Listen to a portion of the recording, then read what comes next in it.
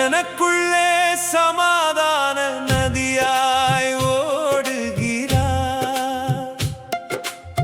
மெல்லிய சத்தத்தில் என்னுடன் பேசுகிறார். சீனாய் மலையின் மேல் பற்றி எறிந்த அக்கினி என்னை சுத்திகரிக்கும் ஆவியாய் இருக்கிறார். கர்த்தருடைய சத்தம் தொனிக்குமே, தண்ணீர்களின் மேல் முழங்குமே. மகிமையுள்ள தேவன் முழங்குகிறார். என் ராஜா என்றென்றும் ஆளுவார். கர்த்தரின் சத்தம் வல்லமையுள்ளது, மகத்துவம் நிறைந்தது அவர் குரலால். கேதுரு மரங்கள் முறியுமே, அவர் சத்தம் எழும்பும் வேளையில். லீபனோன் மலையும் துள்ளுமே, கன்றுகள் போல நடுங்குமே.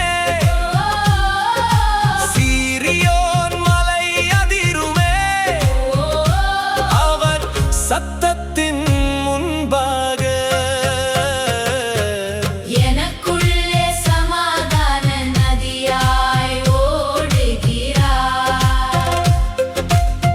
மெல்லிய சத்தத்தில் என்னுடன் பேசுகிறார். சீனாய் மலையின் மேல் பற்றி எறிந்த அக்கினி என்னை சுத்திகரிக்கும் ஆவியாய். கர்த்தருடைய சத்தம் தொனிக்குமே, தண்ணீர்களின் மேல் முழங்குமே. மகிமையுள்ள தேவன் முழங்குகிறார். என் ராஜா என்றென்றும் ஆளுவார். அக்கினி ஜுவாலைகள் பிளந்திடும், அவர் சத்தம் ஒலிக்கும் போது. வனாந்தரம் அதிர்ந்திடும், காதேஸ் நீலம் நடுங்கிடும். பெண்மான்கள் ஈனிடும், காடுகள் வெளிப்படும். ஆலயத்தில் உள்ளோர் எல்லாம் மகிமை என்று பாடிடுவார். எனக்குள்ளே சமாதான நதியாய் ஓடுகிறார். மெல்லிய சத்தத்தில் என்னுடன் பேசுகிறார். சீனாய் மலையின் மேல் பற்றி எறிந்த அக்கினி என்னை சுத்திகரிக்கும் ஆவியாய். கர்த்தருடைய சத்தம் தொனிக்குமே, தண்ணீர்களின் மேல் முழங்குமே. மகிமையுள்ள தேவன் முழங்குகிறார்.